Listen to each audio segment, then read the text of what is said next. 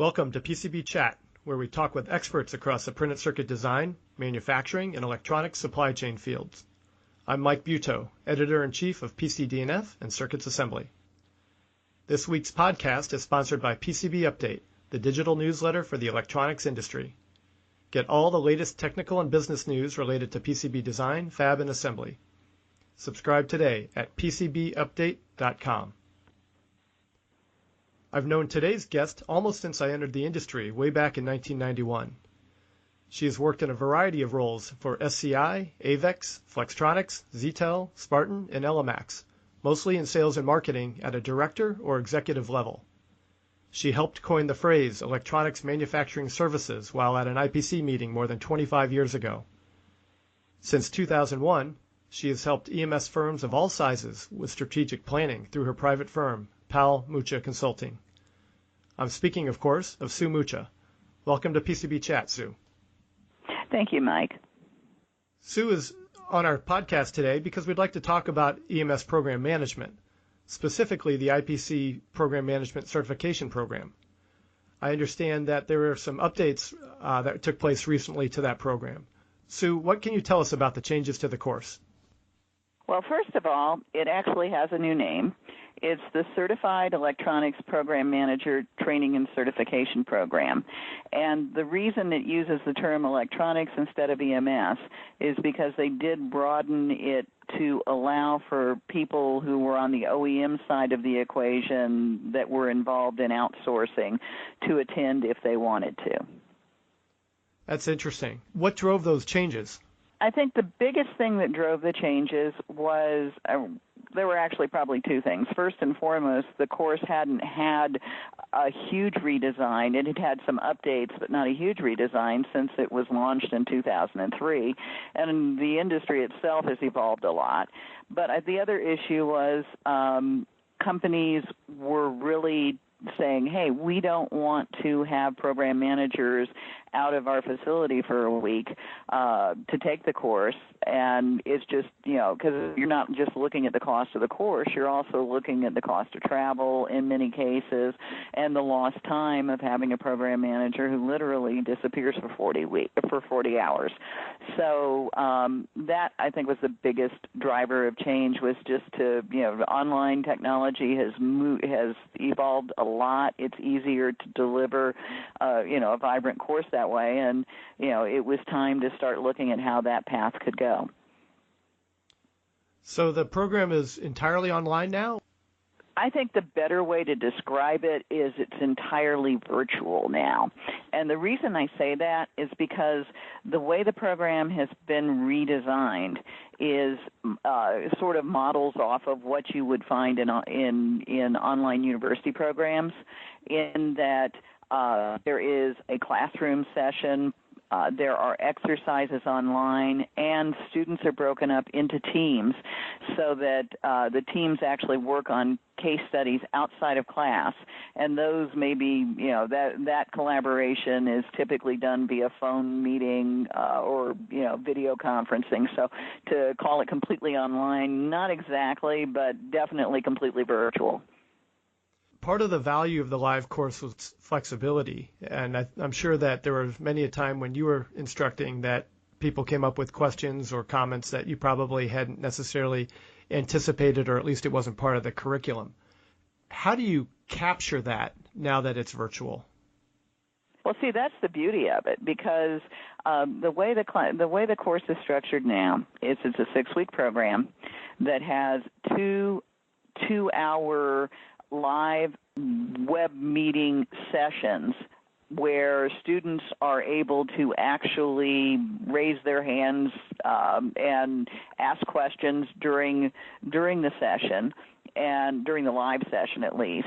And so there's that interaction. I'm teaching against the slides in the classes that I teach, but students are also able to signal that they have a question, and so we actually have class discussion. Every live session is going to be different than the same module, in the previous, in the previous sequence of courses, because of that interaction effect.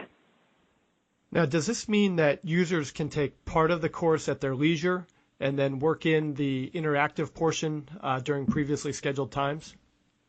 Exactly. I mean, they can actually, for example, in the beta session, which we did last year, basically we had one program manager who had a very, very tight travel schedule, and he attended, I think, 2 of the online sessions live, and everything else he was reviewing in his hotel room because his travel schedule wasn't allowing him to actually participate in the live sessions. So they can watch the recorded version of the live sessions if for one reason or another they're not able to attend. But at the same time, because of the interaction, what I at least found in the beta session is the majority of our students were trying to make time. And the other thing that IPC is doing that I think is pretty cool is we're trying to vary the time of day in courses. The session that's going to start towards the end of February, and all that information is on the IPC website, but the session that's going to start towards the end of February is actually held sort of middle of the day. Now, it's going to vary depending on what time zone you're in, but it's early afternoon for folks on the East Coast. It's going to be late morning for folks on the West Coast. The session that we held last year was running on the West Coast, it was running from 5:30 to 7:30, and then, of course, it would be an hour earlier as you moved across time zones. They'll be doing that again in the session that's scheduled in late spring. I believe that starts in April. So the bottom line is they're trying to vary the timing of classes a little bit as they schedule different sessions to accommodate where people would like to have their live session. But at the same time, if that live session doesn't work, you still have the ability to view the recording. Why don't you walk us through what a typical attendee might experience over the course of the program? Basically, over the course of a program, we've got a six-week program. Week 1 is the focus of in the introduction to program management. We just look at the roles, and I think it's important to point out that we're looking at the different flavors of program management too. Program management, EMS in a small EMS company that's predominantly doing short-run projects is a very different kind of job than it would be in a global EMS company that's in the tier 1 of the EMS world. And we kind of look at those differences, and we tried to adjust the course to kind of adapt to the needs of all of those kinds of different program managers and kind of show them, again, there's more than one right way to do things. Week 2 is focused on making the sale. So we're looking at the program manager's role both in account acquisition and in growing the accounts that they have and in setting expectations in their accounts. In week 3, we're looking at the business of program management, which focuses on the cost accounting side of program management and also a little bit of materials. In week 4, we're doing is the contracts course, and that's the portion of the course that FMB teaches. Week 5 is the electronics manufacturing cycle. That's an area where we're looking at manufacturing. We're looking at elements of lean philosophy. We look at quality. That just kind of really focuses on the manufacturing cycle and the risks associated with that. And then in week 6, we focus on leadership. We look at motivating a team, especially when program managers don't have authority. We look at interpersonal skill sets. We look at cross-cultural communication. We look at, basically the management side of program management, even though in many cases, as I said, they don't necessarily have the authority to hire and fire people on their team. They still have to get people within the organization to do things for them. So that's pretty much what we're covering over the 6-week program. And it sounds like the event will take place on roughly a quarterly basis. Is that a fair statement? So far, they have the first 2 quarters scheduled out. That's a question that you'd probably have to ask directly to IPC, and right now they seem to be listening very carefully to both the folks in the EMS community that have expressed interest in the course and students as they, kind of move forward in rolling this out. So I don't know exactly what they have planned for the back half of the year, but I do know that they do have 2 courses that they are currently signing people up for. Now, Sue, you mentioned that the incumbent course was 40 hours long. in terms of length, how does a new course compare? To a certain extent, it compares very. It's a very It can be a very similar time commitment because you've got 4 hours a week in class for 6 weeks, and so that gives you 24 hours. And then you've got the work on your team on a case study. There's a team case study each week. Plus, there are some additional assignments outside of class. What's kind of cool about this is, again, you asked earlier about what drove the changes. IPC commissioned a survey in 2017 that looked at what both EMS executives and people who had previously taken the course were kind of looking for out of a course. And one of the things that was really a heavy interest was negotiation skills and, just people being able to understand customer needs and better negotiate, a business case solution for addressing those needs in a way that was favorable to both the EMS company and to the OEM. And so one of the things that's been added is what we call learning exercises, where students basically go through an online exercise where they're viewing a conversation between a program manager and a customer, and they're making choices about what conversational choices they would take next in that conversation. And they can play through that model several different times. And we look at it on common customer challenges. We've got another branched learning exercise that relates to cross-cultural communication. We've got others that just relate to working with the rest of your team. And so the bottom line is there's a kind of an interesting exercise because the outcome changes based on the response you change. They also have some multiple choice tests that they take during various modules to kind of test their understanding of the material we're going through. And so the bottom line is they typically, the time commitment is probably going to be close to 40 hours by the time you look at all of the different activities they're involved in during the time of the course. But it's a lot, in a lot of ways, it's a lot more interactive than the previous class was, where you had breakout sessions, but that, and you could ask questions, to whoever was teaching the class, but you weren't doing the level of breakout sessions that you're basically doing with this class.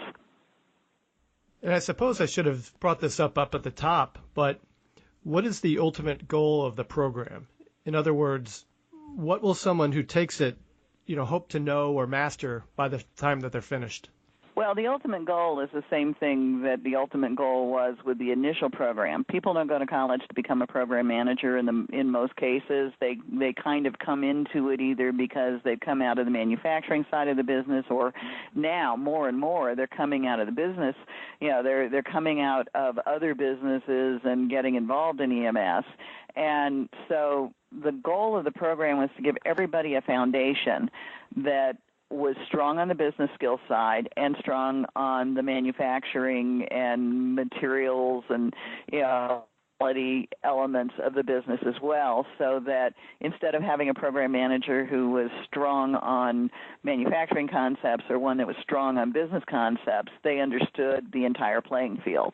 And that's still the goal of the program, and the content aligns with that very well. And again, so really where we are is just taking a program that was predominantly platform-based in terms of some people teaching different segments, and then putting it into a virtual environment where students can come to class and interact more with either other students or the instructor, or the exercises or branched learning exercises that have been added to IPC's Edge platform. Is there still an exam at the end? Yes, there is. I mean, there's still certification as part of this, and the exam is delivered through IPC's Test Center. That is the one part that's not virtual. You do have to go to a test center. You sign up after the course, and you are proctored. So they are not allowing that to be the test is done on a computer, but they don't let you do it online in a remote location. So I can't have you take the test for me? No. Now, Sue, it's been about 10 years since you published Find It, Book It, Grow It, a robust process for account acquisition in electronics manufacturing services, which was your how-to guide for EMS companies on building a brand and selling services. Has anything changed in the sales approach since you wrote that book? Well, I think not so much in the sales approach, more in the marketing approach. I mean, social media is taking a more important role. People interact virtually more than they interacted at the time I wrote it. I'd say that's the marketing tools people have and the way they may choose to market have changed. But it's interesting that you would ask this. I will tell you that the more conversations I have with salespeople, at least the ones that are closing business, not a lot of what works in sales has changed that much. That you have folks that are new to sales that will say, oh, I'm getting more no's. But the folks that are successful tend to be doing the same basic relationship building things that they were doing before, and that still seems to work. I mean, the biggest thing that I would say is important that I'd probably emphasize if I ever wrote another book would be the fact that you need to understand enough about the business to make strong business cases. And I think when people are failing in the sales effort, it's because they're failing in making a good business case for why their company has the best solution. Sue, I know you've been an instructor in the program since its inception. Will that continue under the new format? IPC has me booked to teach the first 2 quarters of the course, and FMB is teaching contracts. At this point, you'd have to ask IPC for what their plans are beyond that. Well, my guest today has been Sue Mucha, an expert in EMS strategic planning. Folks that want more information might want to take a look at circuitsassembly.com, where Sue has published an article that gets into a little bit more detail about the certification program and also includes some feedback from some of the beta test participants. Sue, if listeners want to get in touch with you, how would you prefer that they contact you? I would say the best way to do it is through my website or through email, smucha@Powell-Mucha Consulting.com. Great. Well, thank you so much for spending some time with us today. Thank you, Mike. This has been Mike Buetow for PCB Chat. Have a nice day.